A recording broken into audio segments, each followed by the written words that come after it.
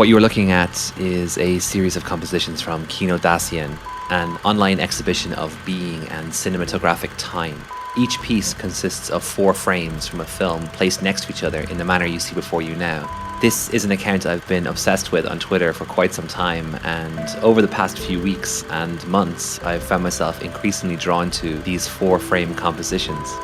On many occasions, I've not seen or even heard of the film in question, but invariably and inevitably, I find myself poring over these images. This fascination I've had with this online exhibition eventually overlapped with something else that I've been wrestling with on a personal level, and that is reviews.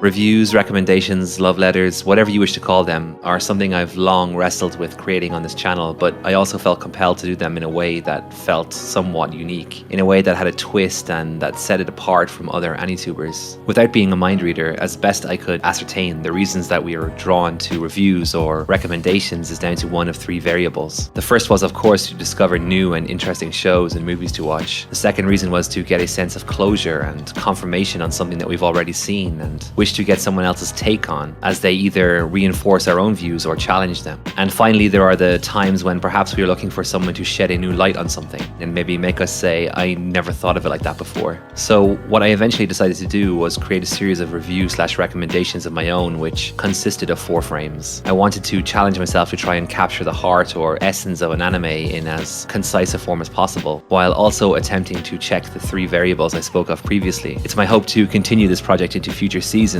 ideally a couple of times a year, and I intend to have a theme which will tie the season together. For the first run though, I decided to go with the anime which I've covered on this channel in the past. I wanted them to be the shows which kicked off this project, as they are all deeply personal to me in their own way. I will preface each selection with a short introduction which will help give some insight into where my mind is at with the anime in question, but ultimately it's up to you to read into the images any way you wish. I hope you enjoy this series of videos, and if you're a creator who is interested in participating in or contributing to future seasons, feel free to reach out to me. Here is part 1, Land of the Lustrous.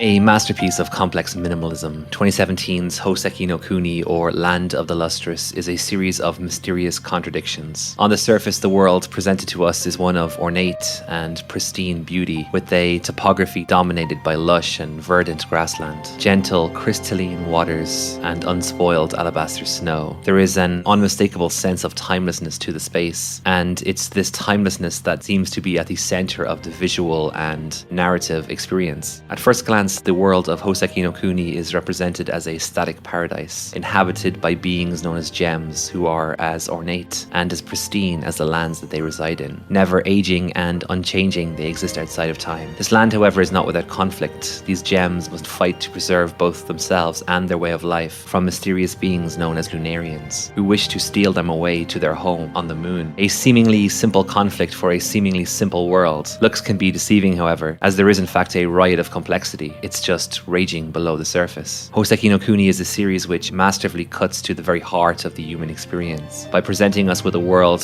which is tragically and fatally inhumane. The series is a compelling examination of the power of purpose, time, breakage, and repair. And with the 4 frames that I chose for this series, I wanted to highlight the dreadfully suffocating sense of isolation and dissonance many of the characters in the series live with every day, while also capturing the liberating promise of change and its potential for redemption for both Phos, the series protagonist, and maybe one day the wider society of gems around them, as they become broken, shattered, and cracked by the vicissitudes of just living, and as Phos eventually becomes a being in time. This is Land of the Lustrous.